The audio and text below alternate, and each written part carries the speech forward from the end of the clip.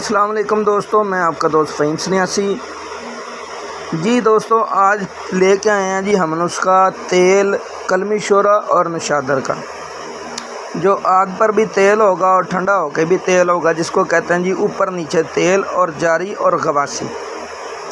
इस तेल का फेल ये होता है कि इसमें सिर्फ 5-10 मिनट पारा पका दें तो कायमो नार लर्जा हो जाएगा।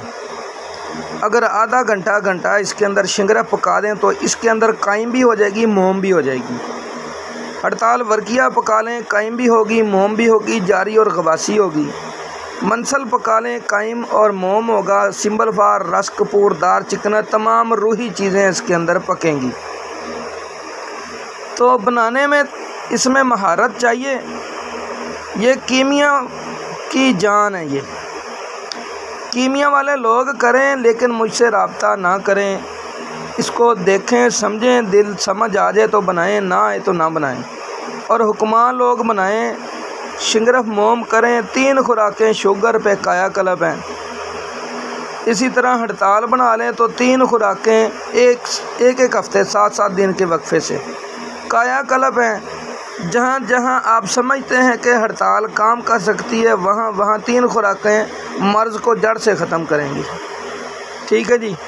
तो नुस्खा सुन लें, समझ लें।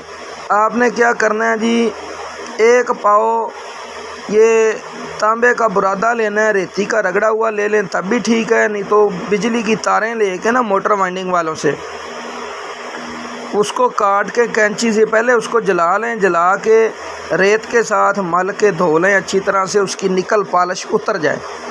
उसके बाद आपने इसको कैंची से कुतरा कर लेना है। कुतरा करके ये 1 पाव आपका साफ़ तारों का कचरा आपके पास होना चाहिए। इसको आधा किलो गंधक आंवला सार इसके अंदर खरल करें, मिला के मिक्स करके रोगनी हंडी में बंद करके 15 से रोपलों की आग दे दें। ठंडा करके निकालें, इसको खरल करें। खरल करके इसके अंदर फिर पहली बार डबल गंधक दे रहे हैं, दूसरी बार बराबर गंधक देनी है। 1 पाव गंधक डालें। नई गंधक खरल करके फिर इसको 10 सेर की आग दें। तीसरी बार निकाल के फिर 1 पाव गंधक शामिल करें, खरल करें। दोबारा रोगनी हंडी बंद करके फिर 10 सेर की आग दें। चौथी बार फिर 1 पाव गंधक लगा के 10 सेर की आग दें। 4 अमल करने के बाद इसको पीस लें। ये आपका संगे रासक तैयार हो गया। अब आपने इस संगे रासक को पीस के एक प्याली में अपने पास रखना है। फिर आपने क्या करना है जी, एक कढ़ाई के अंदर रेत डालनी है और उसके अंदर जो है ना कढ़ाई में 2-3 किलो रेत बिछा लें। उसके ऊपर जो स्टील की बाटी होती है ना न्यारे वाली, वो लेनी है, जिसमें 2 किलो पानी आता हो बड़ी।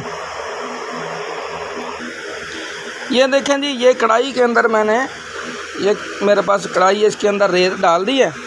और स्टील की जो न्यारे वाली बाटी होती है, ये बाटी है जी स्टील की न्यारे वाली, ये सुनारों के काम आती है। तो ये कढ़ाई में रेत डाल के इसके अंदर हमने ये ऐसे रख देनी है। ठीक है जी। और जो रेत है साथ मिला देनी है साइडों से इसकी ऐसे।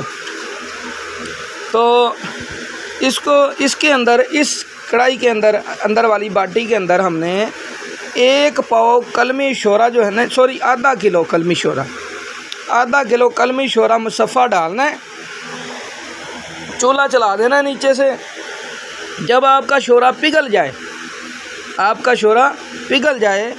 तो आपके पास 2 प्यालियाँ होनी चाहिए ऐसी। एक के अंदर आपका संगे रासक पड़ा हो, एक के अंदर 1 पाव नशादर ठीकरी पीस के डाला हो, नशादर ठीकरी।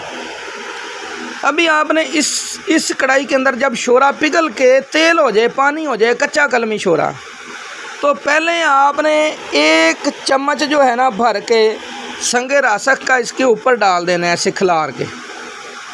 जब डालेंगे तो वो एक्शन करेगा और आग की मानद हो जाएगा।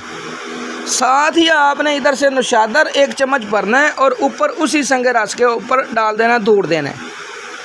जब वो एक्शन करके संगे रासक नीचे बैठ जाएगा, पिघले शोरे के नीचे अंदर जाके नीचे बैठ जाएगा, जम जाएगा और नशादर शोरे के अंदर पिघल के हल हो जाएगा। फिर आपने 1 चम्मच ऊपर संगे रासक का डालना है, फिर 1 चम्मच नशादर कच्चे का पिसा हुआ डाल देना है। इसी तरह से संगे रासक और नशादर देते जाएं। पहला अमल ख़त्म हो के नशादर हल हो जाए, संगे रासक नीचे बैठ जाए, फिर दूसरा चम्मच देना है। इसी तरह करते जाएं। एक पाव संगे रासक, एक पाव नशादर ठीकरी दे देंगे तो उसके बाद संगे रासक सारा नीचे बैठ जाएगा। और आधा किलो कलमी शोरा, एक पाव नशादर, ये गहरे जर्द रंग का तेल होके खड़े हो जाएंगे संगे रासक के ऊपर। अब ना धुआं देगा ना जलेगा। इसको यहाँ पे ना जब तेल हो जाए इसको 1 घंटा चला रहने दें। 1 घंटे के बाद आपने इसको चूल्हे को बंद करके ठंडा करना है ना, ये तेल जमेगा नहीं, ये तेल ही रहेगा जर्द रंग का। शहद से थोड़ा सा पतला होगा, हाथ लगाने से ना ये तरावट देगा और उंगलियों में जज़ब होगा। तो ये तेल अब आग पे भी तेल था, ठंडा होके भी तेल है और बावजन रहेगा। 3 पाव तेल तैयार हो गया। इस तेल को आप ऊपर से उतार लें, उतार के एक शीशी में बोतल में महफूज कर लें। कांच की बोतल में करना है। तो ये आपका तेल है जी। इसमें जौन सी मर्ज़ी रुई चीज़ 15 से 20 मिनट पका देंगे तो वो कायमोनार भी होगी, मोम भी हो जाएगी, जारी और गवासी भी होगी। और जो नीचे का संगे रासक है इसको हथौड़ी की चोट लगा के ना वो निकाल लें, ये पापड़ सा निकल आएगा। उसको हमाम दस्ते से कूट के पाउडर करके रख लें। उसका क्या करना है आपने, जब आपने शिंगरफ उसमें पकाना है तो ये ऐसे रेत जंतर प्याली रखें ऐसे करके, तो उस प्याली में आधा संगे रासक नीचे बिछा दें, बीच में शिंगरफ की डलियां रखें, आधा ऊपर बिछा दें। तो इसके अंदर सिर्फ 1.5 घंटा शिंगरफ पकाएं दरमियानी आग पे। तो ठंडा करके यह संगे रासक जम जाएगा। थोड़ी से तोड़ के शिंगरफ निकालेंगे तो काले स्याह रोड़े बने निकलेंगे, जैसे पत्थर होता है ना, खिंगरी ईंट होती है।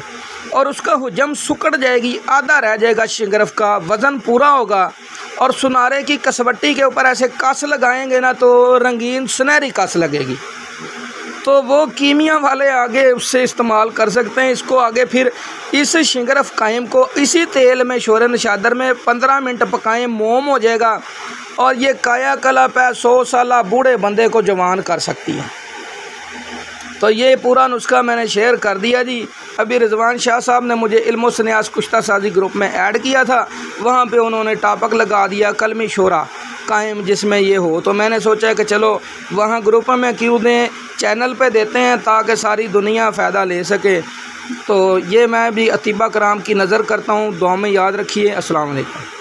मोहम्मद रज़ीम अस्सलाम वालेकुम वरहमतुल्लाहि वबरकातुहू। भाई फ़हीम सन्यासी की वर्किया पहले अमल के बाद समुंदर झाग वाली और दूसरे अमल के बाद सफ़ेद कुश्ता, इसी तरह नशादर के तेल में पारा लर्ज़ा किया हुआ, तलवंडी ज़िला कसूर।